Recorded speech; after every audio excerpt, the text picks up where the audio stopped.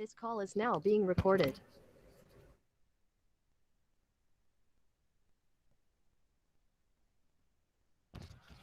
Hello, good morning to all. ഇപ്പോൾ last ക്ലാസ്സിൽ നമ്മൾ ജസ്റ്റ് ഒന്ന് റിവൈസ് ചെയ്തതാണല്ലേ, ഇതുവരെയുള്ള ഫോർത്ത് മോഡ്യൂളിൻ്റെ ജസ്റ്റ് ഒരു റിവൈസ് ചെയ്തു. ജസ്റ്റ് എക്സ്ട്രൂഷൻ നമ്മൾ നോക്കി. So what is extrusion? It is the process by which a block of metal is reduced in cross section by forcing it to flow through a die surface under high pressure. നമ്മൾ നോക്കിയതാണ് കുറേ type എക്സ്ട്രൂഷൻസ് ഉണ്ട് അല്ലേ. Forward extrusion ഉണ്ട്, backward extrusion ഉണ്ട്. So so there will be an orifice അല്ലേ. നമുക്കൊരു ഒരു കണ്ടെയ്നർ ഉണ്ട്, അതിനൊരു orifice ഉണ്ടാകും. There will be a ram. So we are applying compressive force here. Okay. So it is similar to like squeezing the toothpaste from its tube. So we'll get the final product based on the shape of the orifice. Circular shape ആണെങ്കിൽ നമുക്കൊരു cylindrical shape output product കിട്ടും. So required length we can cut it and we can use it for the different need applications. Similarly, if it is a square shape, then we will get a square type, a square prism type final product. അപ്പോൾ എന്താണോ നമ്മൾ star shape ആണെങ്കിൽ ആ star ഷേപ്പിൽ നമ്മളിപ്പോൾ നമ്മൾ ഈ നൂൽപുട്ടൊക്കെ ഉണ്ടാക്കുന്ന ഡിഫറെൻറ്റ് അച്ച് ഉപയോഗിച്ച് നമ്മൾ ചെയ്യുന്ന പോലെ ഇവിടെ ഡിഫറെൻറ്റ് ഐസ് ഉപയോഗിക്കും, അതിനനുസരിച്ച് നമുക്ക് ഫൈനൽ പ്രോഡക്റ്റ് കിട്ടും അല്ലേ. So commonly extruded materials ഏതെല്ലാം? Aluminium, copper, magnesium and their alloys, and also steel and lead also are used. ചില കേസിൽ പ്ലാസ്റ്റിക്കിൻ്റെ ആവശ്യമാണ്, പ്ലാസ്റ്റിക് നമുക്ക് എക്സ്ട്രൂഡ് ചെയ്യാം. സോ ഇത് നമ്മൾ നോക്കിയതാണ്. Then classification of extrusion. Actually there are two type of classification. I means classification based on the temperature, that is hot extrusion and cold extrusion. And in both hot and cold extrusion there is two types, that is forward and backward extrusion. Again, forward extrusion, in cold extrusion, if it is a forward extrusion, it is called hydrostatic extrusion, and backward extrusion, there are two types, extrusion forging and impact. Already hot extrusion നോക്കി, ഫോർവേഡും ബാക്ക്വേർഡും ഉണ്ട്. Forward is അല്ലെങ്കിൽ direct extrusion ആണ് commonly used type of extrusion, അല്ലെങ്കിൽ generally used type of extrusion എന്ന് പറയുന്നത് forward അല്ലെങ്കിൽ ഡയറക്റ്റ് ടൈപ്പ് എക്സ്ട്രൂഷൻ ആണ്. So the movement the extruded metal will flow in the same direction as that of the movement of the ram. So this ram is used to apply pressure onto the billet. Okay. So billet is actually the workpiece, or the we can call it as workpiece, or that work material. So actually this workpiece will be inside a container. So there will be a die which will provide the orifice or the opening for the final product to flow out. So if you are using a ram, the ram will be like a piston. If you are using this ram to push or to apply the compressive force onto the billet, we will get the final product in the shape of the orifice through in between that orifice or in between that die. Okay. So the movement of this or the flow of this extruded metal will be in the same direction as that of the movement of the ram. That's why it is called as forward or direct extrusion. In the case of indirect or backward extrusion, it will be in the opposite direction. The final product, the metal will flow in the opposite direction to the force applied by the ram. So here in this case we are using a hollow ram. Okay, hollow ram means when compared to solid type ram, hollow ram, the stability will be less, but the advantage in this process is the friction resistance will be less here, because only the material which is in contact with the die is having a frictional force coming in between. But in the case of an forward extrusion, the entire material is moving. Okay, the entire material is moving. The entire material which is in contact with the container as well as the die is having the frictional resistance. So in the second case, in indirect extrusion, the frictional resistance will be less. That is an advantage in this case. But the overall stability is less, and also since this final work is coming inside through this hollow die, there is a little more complexity in this operation. So that means it's not much easy to handle the extruded metal. So that's why this backward extrusion, its application is limited. Okay, forward extrusion is the commonly used type of extrusion. So this figure shows the two type of extrusions. So already discussed this. See, if you are taking 3 points 1, 2, and 3, all these materials in 1, 2, and 3, it is moving in the case of direct extrusion. That means the surface will be in contact, or the contact surface will be experiencing a frictional drag or resistance. But in the second case, in reverse extrusion, only the material in this region in one will be having a movement. Okay, because the force is applied from this side and the material is moving in the same side only. The material at the point 2 and 3, they are not moving at that instant. Okay, they will be moving only when the ram reaches to the position. But in the previous case, the entire material is moving. Even though whenever we are getting a output material in the first case, the entire material will be moving inside the container. So in the first case, the friction will be more compared to the second case. Next one is a cold extrusion. So what we have discussed just now is about hot extrusion. So the billet will be at a temperature than the recrystallization temperature of that material. If it is aluminum, it will be at the temperature temperature equal to its recrystallization temperature. If it is lead, it will be equal to its recrystallization temperature. Okay. The second one is a cold extrusion. So in hot extrusion, there are two types, forward and backward. Similarly, cold extrusion also there are two types, forward as well as backward. And here the forward extrusion, in the case of cold extrusion, the forward extrusion is called as hydrostatic extrusion. Okay, and backward extrusion is called impact extrusion. So the main advantage of cold extrusion is that we can get an increased strength due to strain hardening. And also we can attain better surface finish, and we can attain close tolerances and high production rates. Okay. So coming to the first case, that is forward extrusion, means a forward cold extrusion, which is called hydrostatic extrusion. So hydrostatic means some liquid is coming, hydro is coming there. So a static hydro. So hydrostatic means some liquid in static form is there. The presence of some liquid in static form is there in this extrusion. So we have seen that in the previous cases and all, there is no liquid coming into the scene. So here, this is an extrusion method in which a required pressure is applied through a fluid medium through the cold billet. So the billet used here is a cold billet. So we are also using a fluid medium here. You can see from this figure, we are using a fluid medium here. So in between the billet and the ram, there is a fluid. Okay. So there is a presence of a fluid in between the ram and the billet. So here also it is a direct extrusion or a forward extrusion. Like we are applying the compressive force to the ram. So instead of ram coming in direct contact to the billet material, here there is a medium, there is fluid medium in between. So this the applied force on the ram is coming onto the fluid medium. So that in turn transfer the pressure on the billet. So the advantage in this case is that there will be very less friction, or it will eliminate the frictions between the billet and the chamber walls.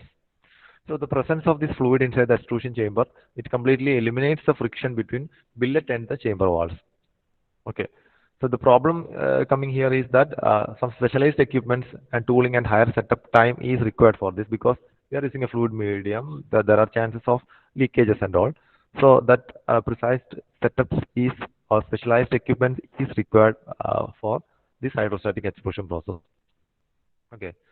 And also that's why it's having only limited application in the industry. So one advantage in this case is that even brittle materials can be extruded by this process. So we know that brittle materials are those which are very tougher to get deformed or to get elongated, and also the resistance due to friction will be very much higher in the case of those brittle materials. So if you are using hydrostatic extrusions, even brittle materials can be extruded by this type of hydrostatic extrusion. And the fluids what we use here, the commonly used fluids for examples are glycerin, mineral lubricating oil, castor oil, isopentane. These are the some commonly or generally used fluids in the case of hydrostatic extrusion. And some of the applications of this process are for making of less ductile materials, extrusion of nuclear reactor fuel rods. So fuel rods are used in nuclear reactor. So these fuel rods are manufactured by using extrusion process, that is manufactured by using hydrostatic extrusion process. And also making wires, ductile material, means less ductile materials, material wires are manufactured by using hydrostatic extrusion process. Second one is impact extrusion. So impact means we know that we are applying some force at a a small instant of time. That is called impact. Okay. So actually, this backward extrusion or backward cold extrusion is usually called as impact extrusion. So unlike from the previous hydrostatic extrusion, here this one works mostly with the softer materials like aluminum and its alloys. The hydrostatic extrusion we can apply it for, even we can take brittle materials in that case.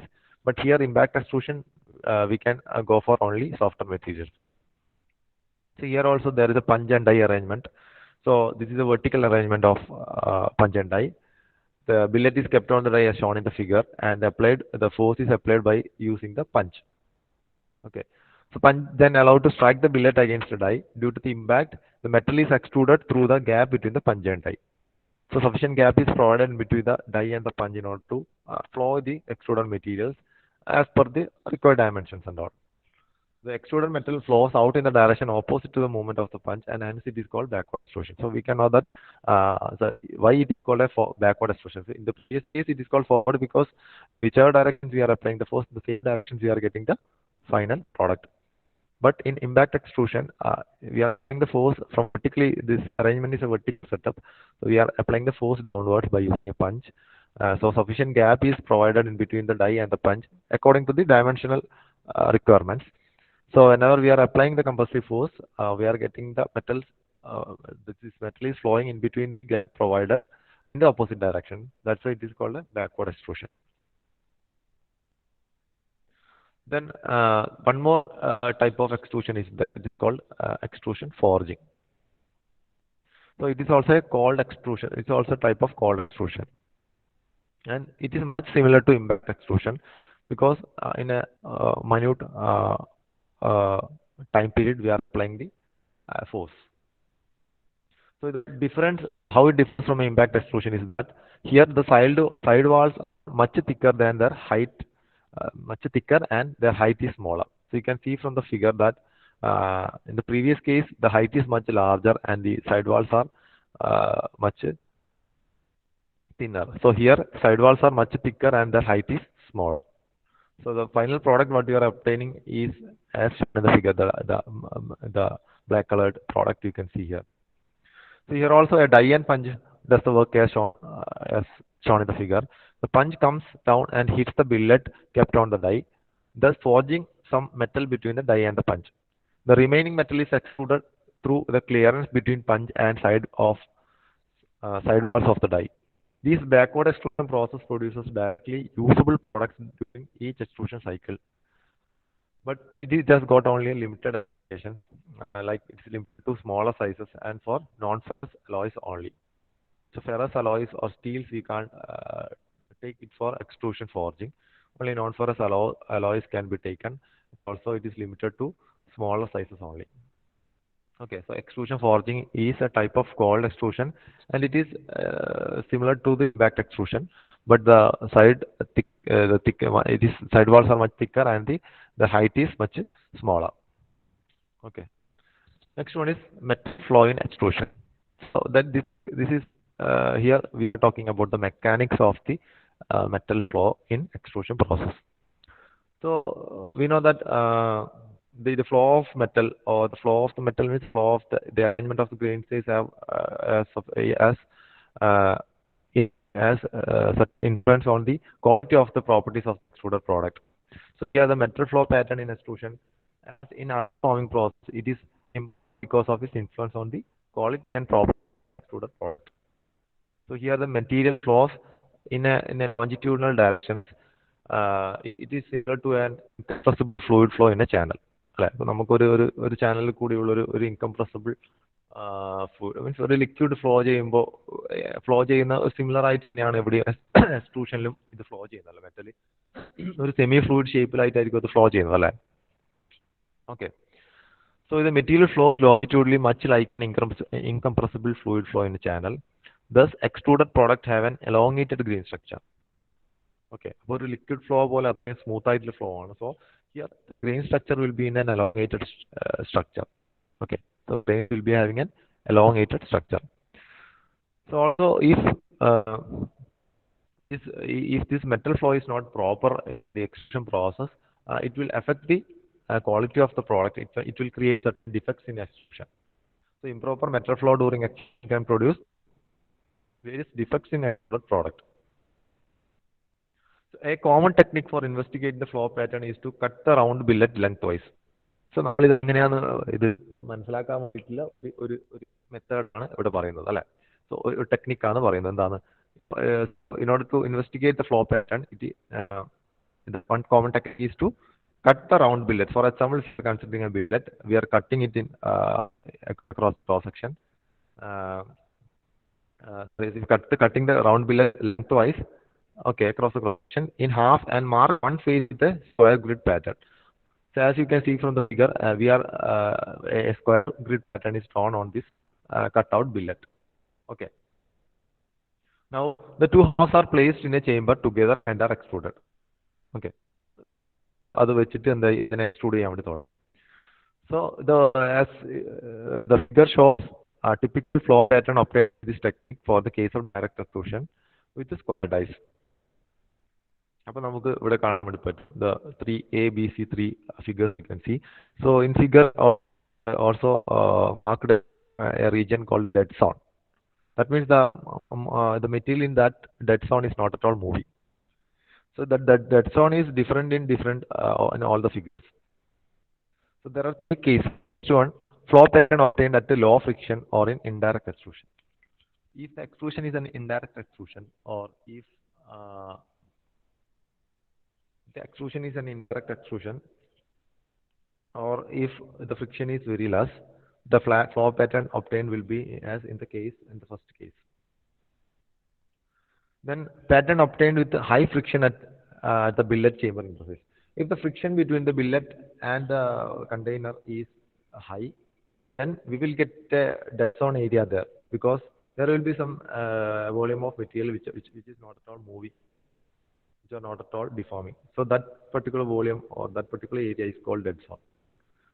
So that is the figure B shows pattern obtained with high friction in between the billet chamber interface. And the third figure, it shows a pattern obtained at high friction or with the cooling of the outer regions of the hot billet. Even if the outer billet region is cooled in some method, it will what happen? It will liberate heat and it will solidify easily. And also, if there is high friction, the movement will be less. So pattern obtained at high friction or with the cooling of the outer regions of the hot billet in the chamber, this type of pattern is observed. So it is observed in metals whose strength increases rapidly with decreasing temperature. It leads to a defect known as pipe defect. Okay. അപ്പോൾ ഒരു ഇതുപോലെ എന്താണ് high ഫ്രിക്ഷനിലെ material നമ്മൾ extrude ചെയ്യുമ്പോൾ അല്ലെങ്കിൽ outer regions പെട്ടെന്ന് cool ചെയ്യുന്ന മെറ്റീരിയലാണ് ഇത് ചെയ്യുന്നതെങ്കിൽ, അല്ലെങ്കിൽ ടെമ്പറേച്ചർ കുറയുമ്പോൾ സ്ട്രെങ്ത് ഇൻക്രീസ് ചെയ്യുന്ന ഒരു മെറ്റീരിയലാണ് ഇത് ചെയ്യുന്നതെങ്കിൽ അവിടെ ഒരു ഡിഫക്റ്റ് വരും. അതിന്റെ പേരാണ് എന്താണ് pipe defect. Okay. Extrusion defect പറയുന്ന ഒരു ഡിഫക്റ്റ് ആണ് പൈപ്പ് ഡിഫക്റ്റ്. സോ ഫിഗർ സിയിൽ കാണിക്കുന്നതാണ് high friction and high cooling റേറ്റിലുള്ള extrusion process. Then while extruding we are using die. So these dies are kept at particular angles.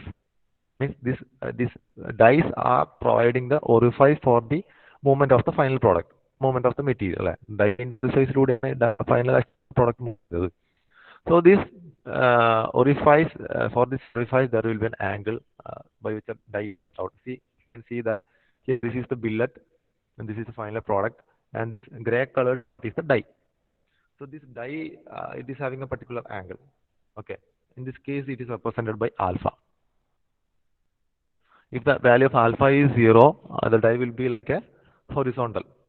Okay, it will be horizontal. You can see it is a horizontal, or both the die face will be parallel to each other. Okay. So if the value of alpha is 45 degree, means it will be like as shown in the figure. It will be an inclined as shown in the figure. If it is more than 45 degree, means it goes on increasing. Okay. So that angle, that die angle is called a semicone angle, because there are two cones. So one angle is called, one side it is called a semicone angle. So the die used in extrusion process has a pronounced effect on the total force needed to form the metal, on the flow pattern, on the soundness of the extrusion. So these dye used for extrusion, it is having a significant effect on the quality of the extruded product and on the flow pattern of it, and also on the total force that need to be uh, applied. Okay. Or the output what we are getting with the applied force. So this die is having the significant effect on these parameters. The die means the die material as well as the die angle. So we are talking about the die angle here. So die angle is also having significant effect on these parameters. The extruding stress changes continuously with die angle and reaches a minimum of the optimum angle. See, while we are extruding the work billet by using a ram, the material will be flowing out through the die orifice, and we are getting the final product. Okay. So there will be stress while extruding. There will be a stress, and this stress is going to change continuously with the die angle. So with different die angles, we are getting different stresses. So die angle means here it is the semicon angle, which is represented by the notation alpha. That means this semicon angle alpha is having significant effect on the extrusion process. So the range of the angle can be from anywhere from from 0 degree to anywhere to a higher some 70 to 75 degree. So maximum we can take up to 90 degree only. So at 90 degree, the die will be like a vertical die, a pointed die. So it's not possible. So from 0 to 90 degree, anywhere we can take the value of the semicon angle. So what will happen if the what will be the effect of these parameters at different angles? So excessive die angle causes the metal to shear within itself and form its own cone angle that does not conform to the contour of the die angle. So excessive die angle is not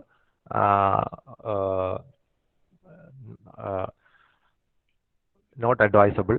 So the new angle that forms is known as the dead zone cone angle. So excessive die angle will create dead zones, or means the die angle beyond the required or this optimum value will create this type of dead zones, or it will remove excess material. So some problems will arise. So usually for angle between 30 degree and 60 degree, this dead zone angle will form. So dead zone you already seen from the figure that there are some volume of material which is not at all flowing. So there are the certain space inside the billet which is not at all affected by the compressive force. That is called dead zone. So at different angles, the dead zone will be different.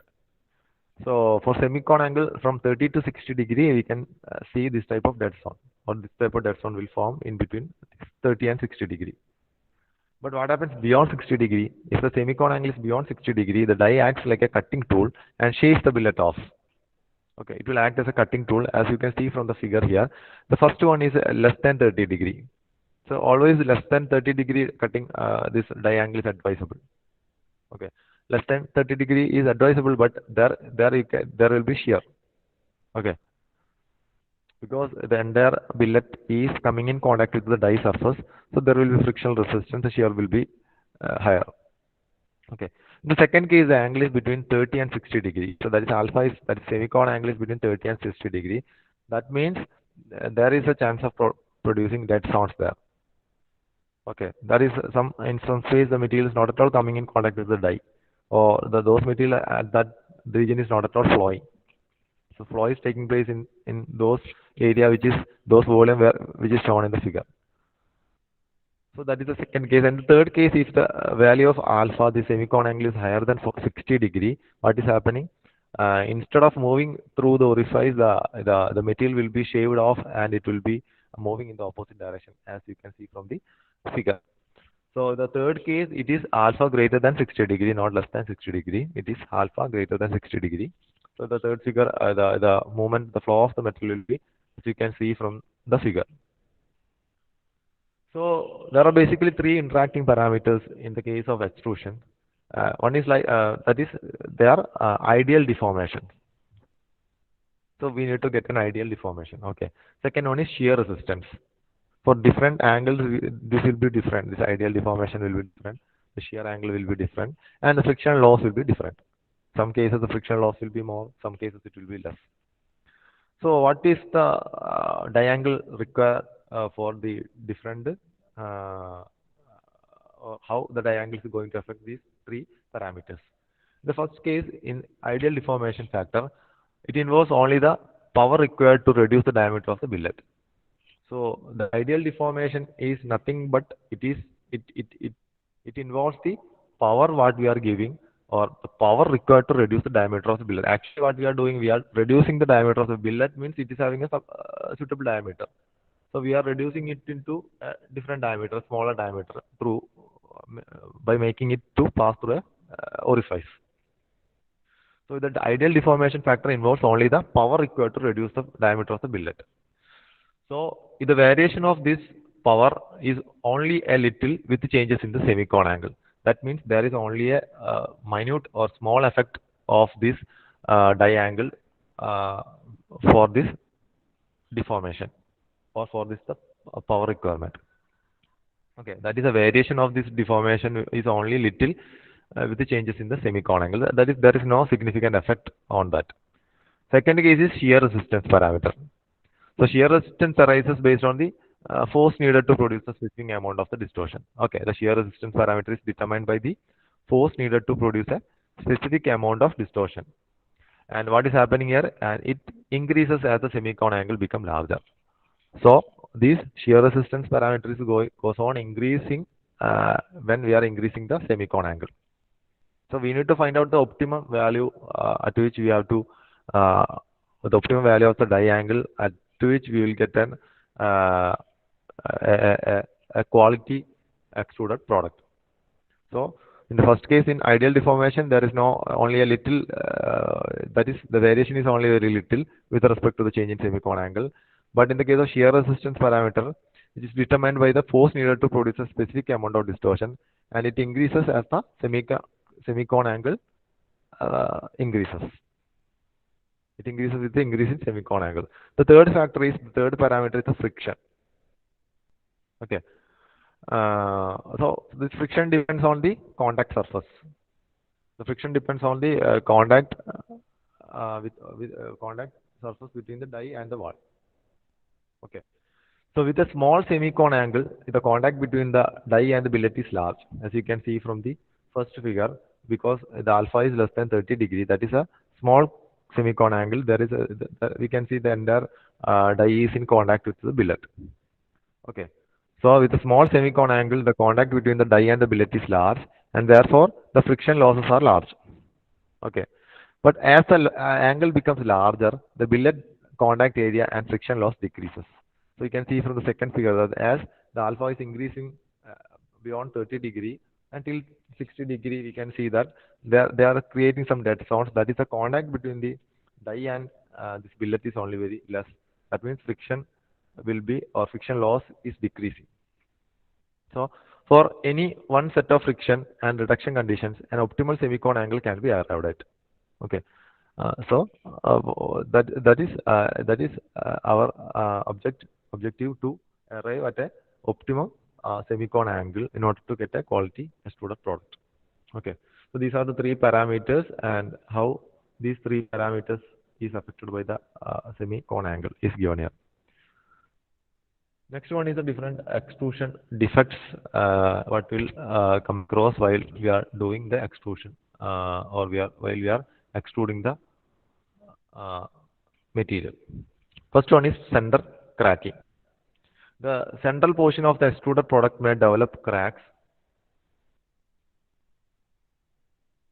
The central portion of the extruded product may develop cracks called internal cracking, center burst, arrowhead fracture, or chevron cracking, as shown in the figure A. The state of hydrostatic tensile stress at the center line in the deformation zone is a reason for this kind of defects. The chance for center cracking increases with increase in diagonal, presence of impurities, extrusion ratio, and friction. So center cracking is a type of extrusion defect. Center cracking is nothing but it is nothing but it is a propagation of the crack at the center region. So it is also called as internal cracking or center burst or arrowhead fracture, as because it is having a shape of an arrowhead. Okay. So the reason for the center cracking is, one is presence of impurities. We know that whenever there is an impurity present inside the material, there will be formation. It will uh, the crack. It will make the formation of cracks there, and the cracks will propagate, and it will finally make the material to fail. Okay. Then the other parameters are die angle, extrusion ratio, and friction. These are the reasons for the center cracking. Then pipe defect, which we have already discussed about a pipe defect, is a type of extrusion defect. The metal flow pattern during extrusion may draw the surface defects and impurities toward the center of the billet like a funnel. This defect occurs when the friction is high and metal flow is not uniform. This is known as a tail pipe or fishtailing, or simply as extrusion defect, as shown in figure B. So by removing the surface defect and impurities in the billet, the occurrence of the defect can be reduced. So the pipe defect is mainly because of the impurities present in the billet, uh, and also if whenever the friction is very high, the presence of this type of impurities or the effect of friction will make the metal flow non-uniform. So this type of non-uniform metal flow will make this type of defect, which is also called tailpipe or fishtailing, or simply we will call it as an extrusion defect or pipe defect. Then surface cracking. Surface cracking is another type of extrusion defect. So development of surface cracks are due to the rise in temperature of billet due to the heat generated by extrusion process. So we know that whenever we are conducting this extrusion process, there will be sufficient heat generated, and some cracks may be produced because of the heat generated. When the speed of extrusion is reduced, the temperature and hence chances of surface crack can be reduced. Okay, so these surface crackings are is directly related to the increase in temperature. So these type of defects can be reduced by reducing the speed of extrusion. Okay, the speed of an extrusion will reduce the rise in temperature.